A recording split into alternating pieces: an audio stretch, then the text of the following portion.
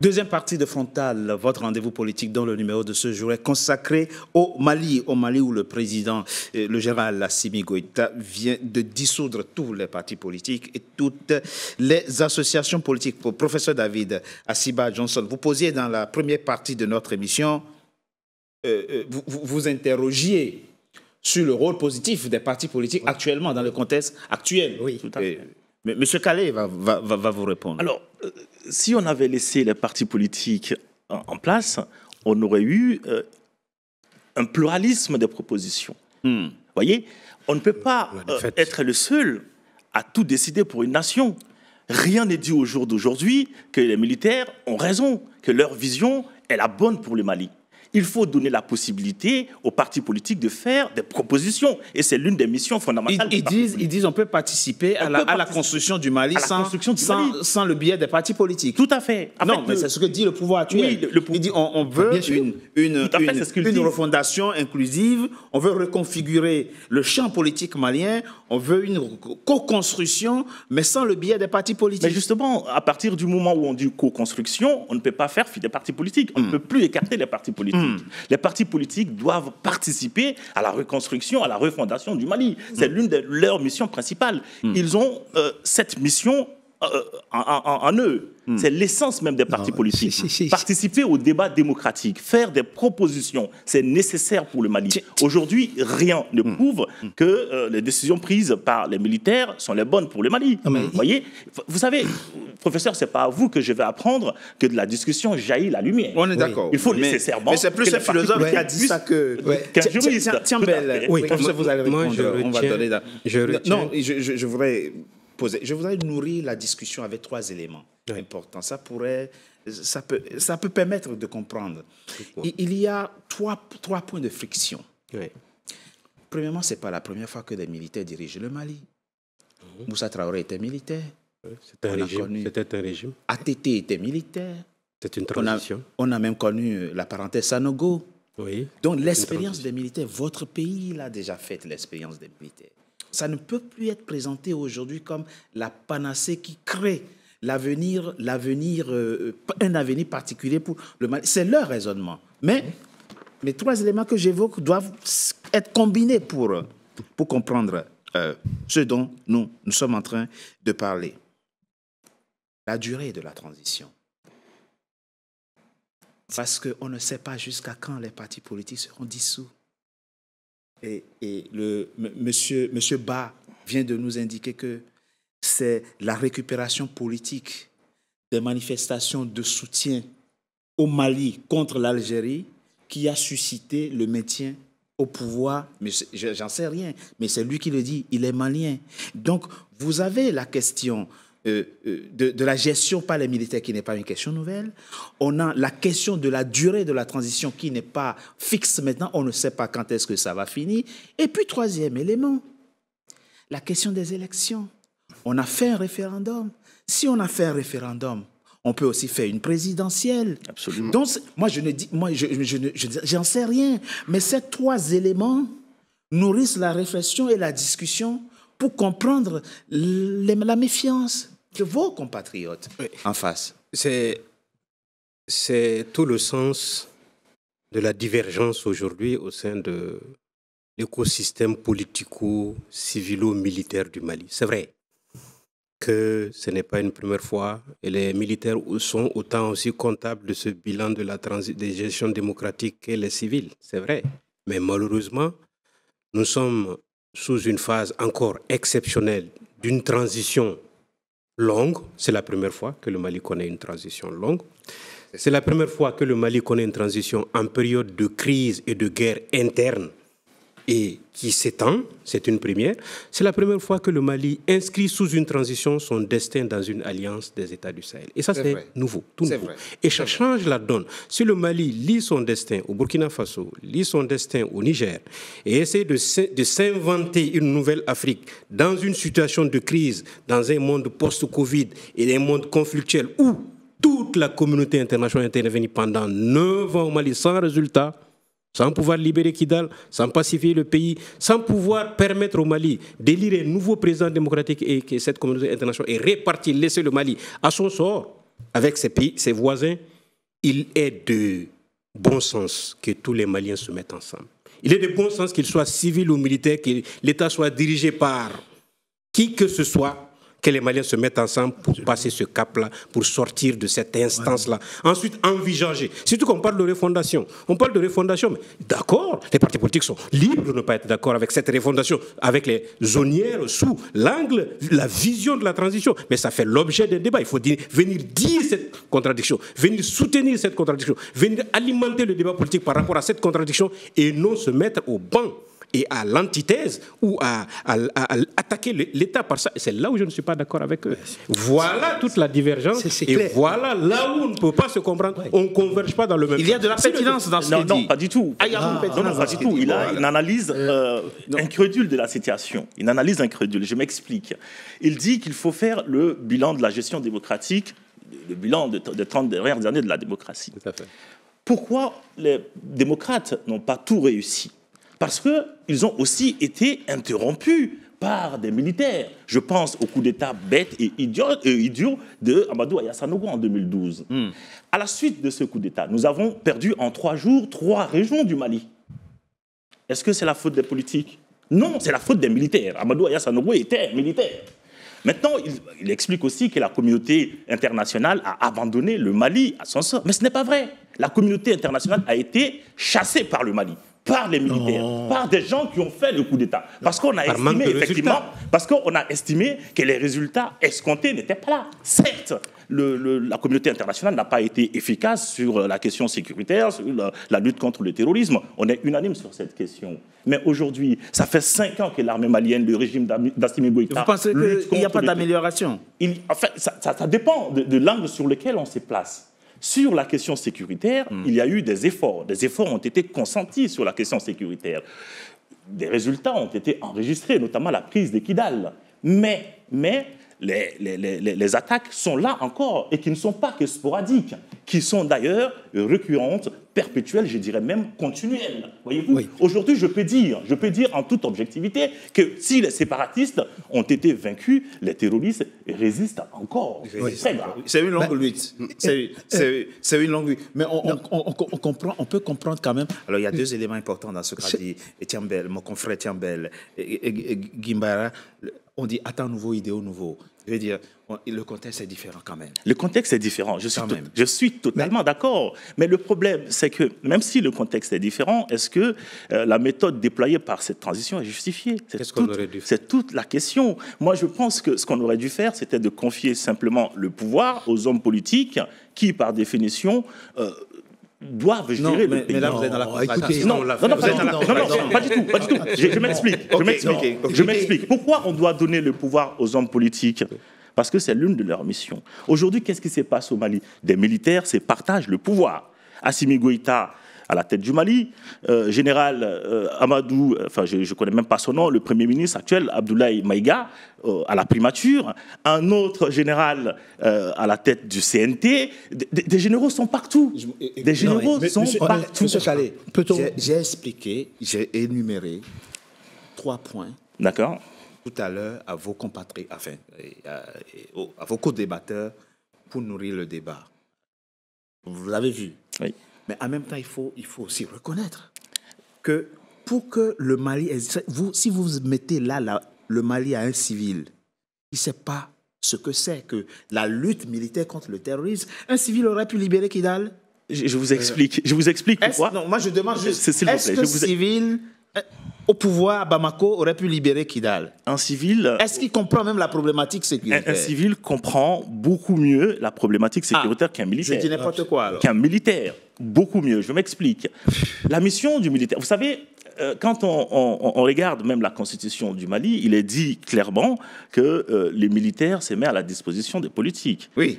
La mission des politiques, c'est de prendre des décisions. Dans le meilleur des mondes. Dans le meilleur des mondes. Oui. La mission des politiques, c'est de prendre des décisions. Et les militaires sont censés exécuter ces décisions, notamment sur le plan sécuritaire.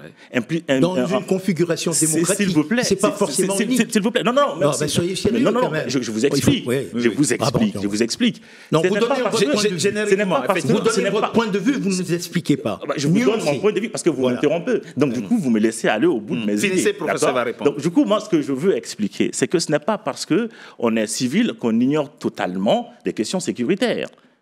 Moussa Mara, par exemple, qui a été Premier ministre du Mali pendant quelques mois, qui a sillonné tous les territoires maliens, disait publiquement qu'il connaît le Mali, qu'il maîtrise le Mali plus que les militaires. Donc pour vous, il n'y a aujourd'hui aucune espèce de différence, il n'y a aucun contexte particulier qui justifie qu'on priorise d'abord le maintien du Mali en tant qu'État. Non, il faut que ce n'est pas le Mali continue d'exister pour que les civils gouvernent. Ce n'est pas ce que j'ai dit. J'ai dit simplement que le Mali peut exister avec un civil à sa tête. Le Mali peut exister avec un civil à sa tête. Ce n'est pas parce qu'il y a un militaire à la tête qu'on préserve l'existence du Mali. Ça n'a absolument ça n'a rien à voir. Ça ne veut rien dire. Mais comme vous partagez le même point de vue que lui, je donne d'abord la parole au professeur et vous répondrez. Je crois qu'on a un problème. Le problème est fondamental. Vous êtes en train de discuter comme si on a fait même basse sur la démocratie au niveau du Mali. C'est pas ça le problème. Pour vous, c'est pas le cas. C'est pas le cas. C'est pas le cas. Ah non, c'est pas le cas. C'est le cas. Ce n'est pas du tout le cas. Mais quand les creusages de discussion. Non, faisons. Vous savez, lorsque vous avez des problèmes stratégiques, il y a à analyser les acteurs qui sont sur la scène et le comportement des acteurs avec leurs préférences. Ça, c'est important. Les militaires ont accédé. Si on a fait le coup d'État, le deuxième coup d'État, parce qu'on avait coup d'État dans un coup d'État, parce que le militaire qui avait été retenu initialement s'était mis à la botte d'une nation. Voyez-vous ? Mais pas du tout. Bandago... Pas du tout. Pas du tout. Le lendemain... Laissons le professeur. Poursuivons. Mais je crois qu'à un certain moment, il faut avoir de la hauteur pour regarder. Parce que je crois que si nous fermions le débat simplement au niveau du Mali, nous risquons de ne pas nous comprendre. Mais je vais faire appel au cas de la Corée du Sud pour vous expliquer de quoi il retourne. La Corée du Sud s'est retrouvée à peu près dans une situation analogue à celle du Mali, n'est-ce pas ? Un coup d'État a été fait, et ce coup d'État qui a été fait par un militaire, n'est-ce pas, a permis à la fois de résoudre des problèmes importants et de faire de la Corée du Sud une nation qui est développée. Alors, c'est important de dire que, vous dites des civils. Les civils sont là depuis plus de 60 ans. Qu'ont-ils fait ? Qu'ont-ils fait ? La plupart du temps, et si je voudrais étendre ma réflexion... 60 ans, peut-être pas. 30 ans, 60 ans. Oui, 30 ans, oui. Ouais, 30 ans, 40 ans. Les résultats sont palpables. C'est de l'inefficacité, c'est des pillages au niveau de la caisse, c'est aucune vision stratégique et c'est même pas résoudre le problème qui est le problème de la pauvreté et de la création de l'emploi. Donc, pour l'instant, nous reconnaissons que les militaires n'ont pas toutes les compétences pour résoudre ce problème. Le problème numéro 1 des militaires est d'abord le problème de la sécurité. La sécurité du territoire et le problème de la souveraineté quant aux prises de décision stratégiques. C'est d'abord la hiérarchisation de ces priorités qui sont en train de traiter. Alors, si on dit qu'il doit avoir, et je vais chuter, un trouble fait au motif qu'il faut avoir de la démocratie, que sans démocratie on ne peut pas avancer, ou bien prendre une position selon laquelle on peut avoir des civils au pouvoir et continuer dans la dynamique, il y avait eu des civils, ils n'ont pas été capables de faire ce que les militaires ont fait. Donc, le problème, je chute, c'est d'abord le problème et la priorité de retrouver l'unité territoriale, de trouver la sécurité au niveau, et on ne veut pas des troubles faits qui seraient à même de transformer la situation. Monsieur Ba, très rapidement avant que... Ok. Ce que je vais aborder, je pense que le professeur ne sera pas content. Parce que la démocratie, je pense que a été une belle chose pour le Mali. Je m'explique. Ces militaires-là sont en train, quand vous voyez tous les achats de matériel et tout ça, vous savez c'est sur quelle base? C'est sur la base de la loi de programmation militaire que fait El Hadji Ibrahim Boubacar Keïta avait fait voter. Et cette loi-là qui les permet aujourd'hui... 1200 milliards de francs CFA détournés. Non, ça n'a jamais été... Une bonne partie a été détournée avec des hélicoptères défectueux. Ça n'a jamais été prouvé. Ça n'a jamais été prouvé. Sur facturation. Non, ça n'a jamais été prouvé. On va revenir là-dessus, le dossier est au tribunal aujourd'hui. Hier, jeudi, Mme Philippe Boiré, toutes mes pensées vont à elle, plus de 70 ans. Voilà. elle n'est pas jugée, elle n'est pas condamnée, mais elle croupit en prison. Parce que le dossier semblerait être vide. Il y a fait Soumelou Boubé Maïga, donc, qui est malencontreusement mort en prison, paix à son âme. Bon, je pense que tout est lié, mais ça n'a jamais été prouvé, les 1200 milliards. À l'époque, je faisais partie... Le budget le détournement des 1200 milliards, ça n'a jamais été prouvé. Le dossier est au tribunal encore. Le dossier est au tribunal encore. Okay. Il n'y a jamais eu de détournement du budget. Okay. Pourquoi? Je n'ai pas dit qu'il n'y a pas eu de détournement. Mais ça n'a jamais été prouvé. Parce qu'à l'époque, je faisais partie des gens qui disaient « Ah, on nous a volé 1200 milliards ». Mais sans vraiment... C'était, on va dire, on colportait des choses. Et souvent, que certains opposants écrivaient. Donc, le peuple... Non, il faut corriger quelque chose. Ouais.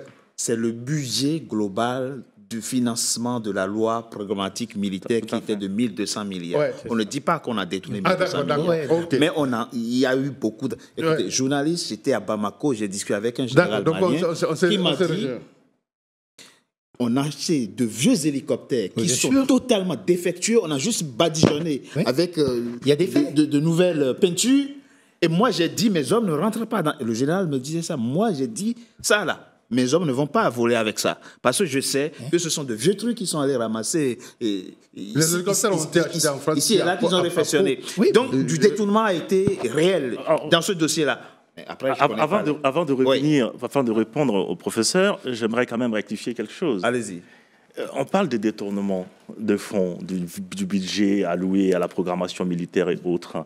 On dit qu'il y avait des hélicoptères vieux et tout. Je suis totalement d'accord. Mais qui a effectué ces achats? Ce ne sont pas des civils.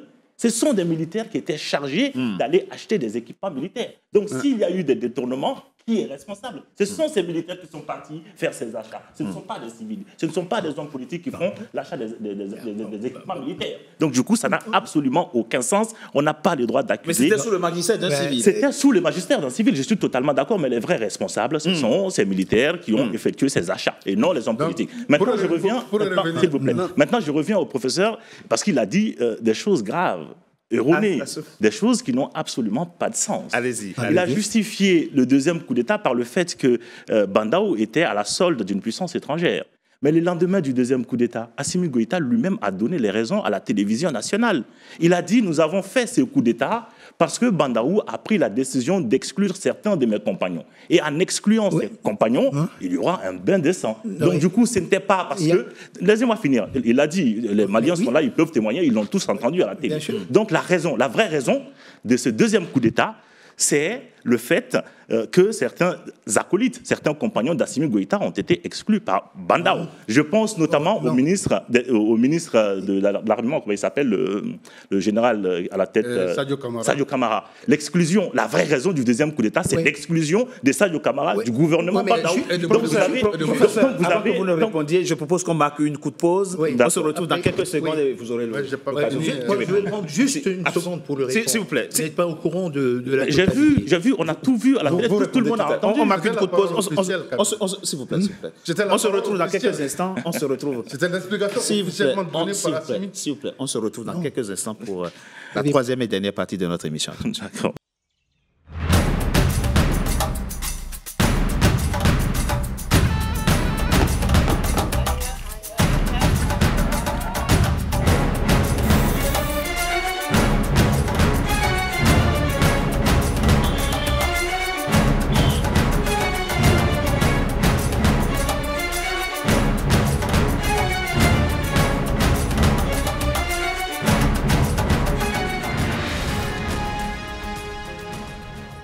NCA, la nouvelle chaîne africaine.